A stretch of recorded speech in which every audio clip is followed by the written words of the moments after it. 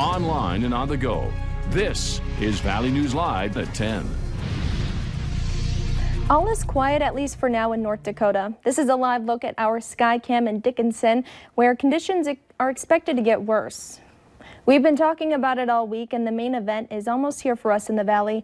Let's check in with Nathan and your no-wait weather planner. Nathan, what can we expect?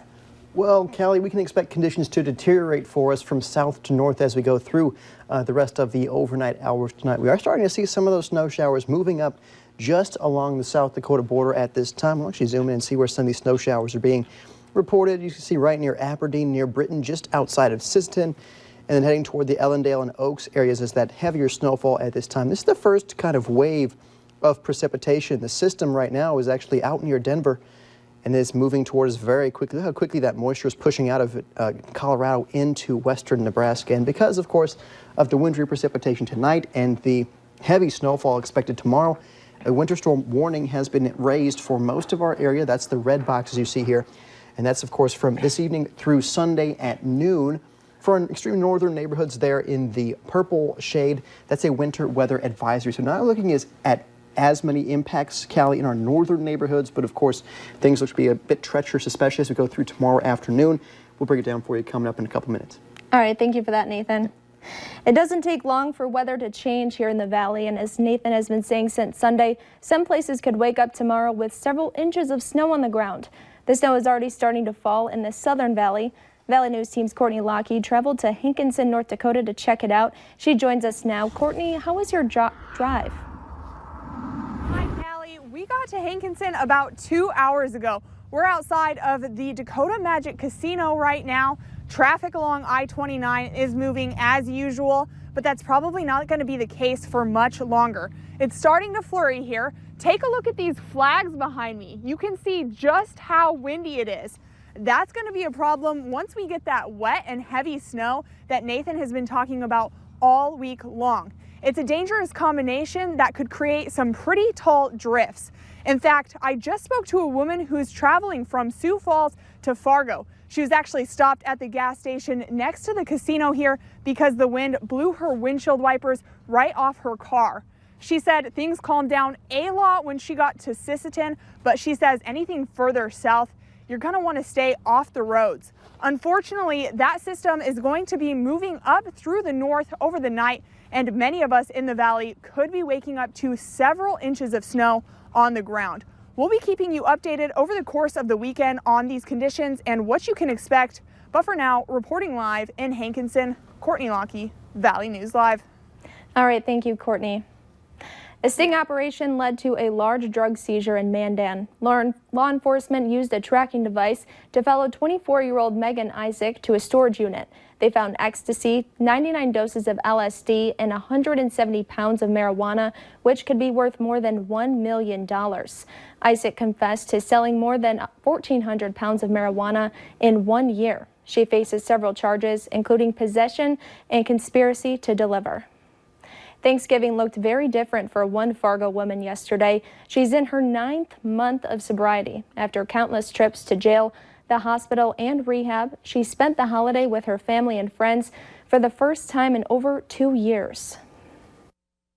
So I was like, I don't want to keep doing this. My son deserves a better mom. Like, my family deserves, a better sister, daughter, and all that. There's a lot of people who are counting on me, and my son relies on me, so you gotta be good. Barr says there are still tough days, but she says it's her family and previous mugshots that keep her focused and motivated. If you know someone suffering from addiction, we have a list of local rehab facilities on our website, valleynewslive.com. Every family has their holiday traditions, from when they pick out the perfect Christmas tree to crafting the perfect letter to Santa. Well, one Minnesota family took a Christmas veil and turned it into a musical family tradition. Boyd Hubert has their unique story. I'll be home, I'll be home. Minnesota doesn't require a license to sing. Christmas Eve will find. But the Lathe family has most certainly really great lighting equipment. earned one. This is the 2 cameras that I've managed to pick up. All right. In one room, Yeah. dismantling. We got to move the couch this way and the table this way so we have a long enough shot. In another, Sure. putting together. Sometimes it takes a little while. It's absolutely overkill. But then this Christmas is huge. Yeah, it's our 10th year.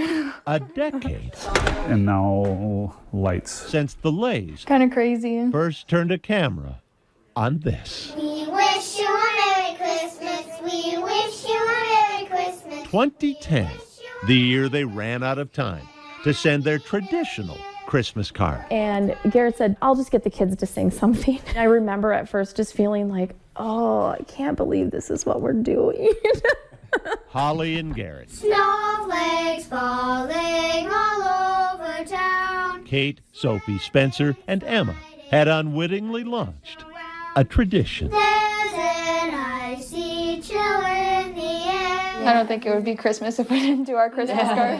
Did you know that your baby boy does savor sons and daughters? Did you know that our baby boy... No Christmas songs. Impossible in a family that sings as easily as other families take in air. I remember hearing them fall asleep and like hearing them sing as they're falling asleep. There was a period of time where we would say, okay, it's toothbrush opera night. Hello. Us. From the time you brush your teeth to the time you go to bed, you have to sing everything. Goodbye. It was like living in a musical. From teeth to twins games.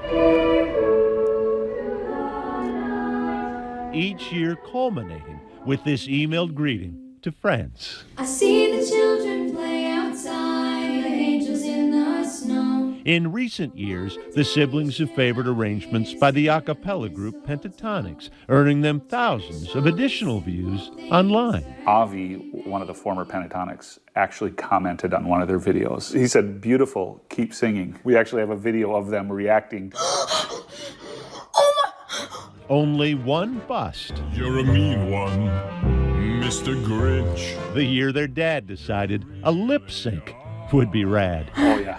That was the game changer. The next year, we decided to do it on our own. That was the line like, nope, Dad, we've got this. A proud moment for the 2 public school choir teachers who birthed the Christmas Quartet. Christmas Eve will find me. I think they do music in a really like casual way, and that's what makes it so sweet.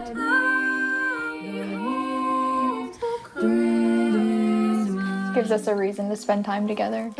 Sophie, Kate, Spencer, and Emma, now all in their teens. Places? And still a team. I'll be home for Christmas. Yeah, they have musical parents, but they just enjoy singing together, and that's something that we wish that everyone could just sing together. Our world needs that. I'll be home. Take it from a family at home with harmony.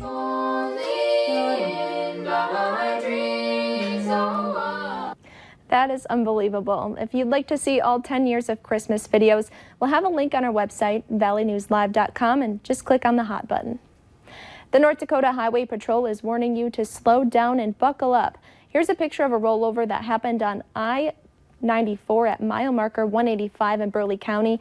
Officials say safety is key. Road conditions can change quickly this time of year. Valley News Live 10 at 10 continues with No Wait Weather.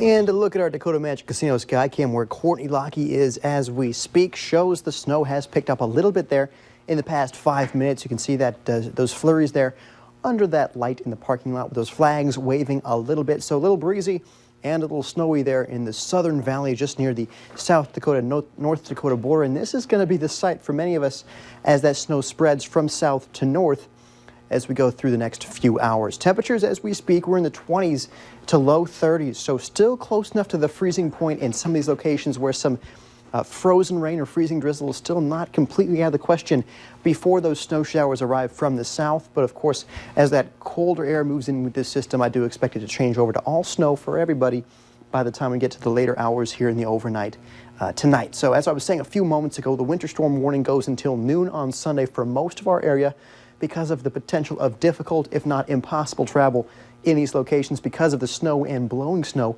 that we'll see through the day on Saturday and into Sunday morning as well. For our friends in our northern neighborhoods, right there in the purple shade there, that's going to be on the northern end of this heavier snow. So I'm not looking at as many impacts in those northern neighborhoods, and that's why that's just a winter weather advisory for those folks well up to the north. So there it is. You can see the snow is pushing in from South Dakota, now crossing the South Dakota-North Dakota border, again right near the Dakota Magic Casino in Hankinson, and just off toward the south and west. Look at this. This center of low pressure is rocketing out of northern Colorado up the I-25 corridor, going down the I-80 corridor, and eventually will cross over and merge with this moisture right now, moving into central South Dakota. So this is going to be a big ball of moisture that's going to wallop us as we go through the day Saturday. Look at the hour by hour. You see, as we speak, the wind's picking up there in the South Dakota-North Dakota border, and the snow moving up there as well. So this looks good as for what's happening as we speak. And then that snow will spread northward as we go through the overnight. Notice our friends to the north not seeing as many snow showers there, but as we wake up tomorrow morning, some pockets of heavier snow, some gusty winds, especially south of the I-94 corridor. So only some of us will wake up to snowfall on the ground, a couple inches or so by 7:30 a.m. tomorrow, mainly in the southern valley. Then, of course, as we go through the afternoon on Saturday, look at this. This is 4:30 p.m., seeing those bands of heavy snow, those winds gusting 40 to 50 miles per hour at times in some of these locations, and that will cause those reduced visibilities and near whiteout conditions, if not near blizzard conditions, in some of these locations. Temperatures, of course, in the upper 20s to low 30s, so right around that freezing point. So that means there's going to be a lot of moisture with this system, as it is a fairly warm system in regard to winter systems.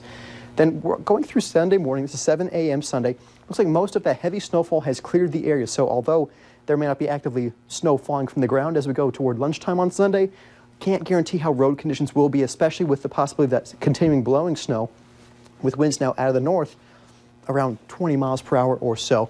And of course, that northerly wind will bring that drier air in, but it will also drop the temperatures through the day on Sunday. So the warmest temperatures Sunday will come in the overnight hours, and we'll cool quickly through the day into the single digits by Monday morning.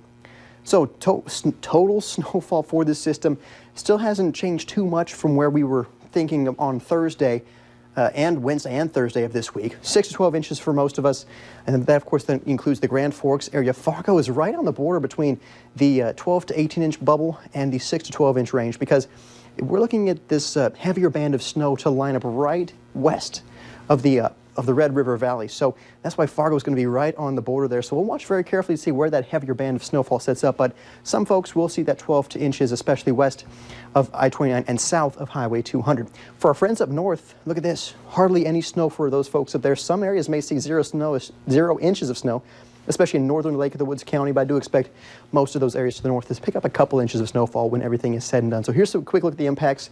Blowing and drifting snow will be a factor that will reduce those visibilities, and if you're trying to move the snow on Sunday, it'll be heavy and wet. So I'm expecting some road closures and some impossible travel with this system as it moves through tomorrow. Then after conditions improve on Sunday, Callie, they'll improve quickly. Could even see some sunshine join us Sunday, but then high pressure and dry and quiet joins us for the rest of that 7-day planner. All right, thank you so much for that, Nathan. You bet. And the best way to stay on top of this storm is by downloading the Valley News Live Storm Team Weather app. You'll get the latest forecasts and conditions so you can plan your day wherever you are. Just search VNL Weather in the App Store and download it for free. Later on Valley News Live at 10, is the holiday stress getting to you? See what experts are telling you to do.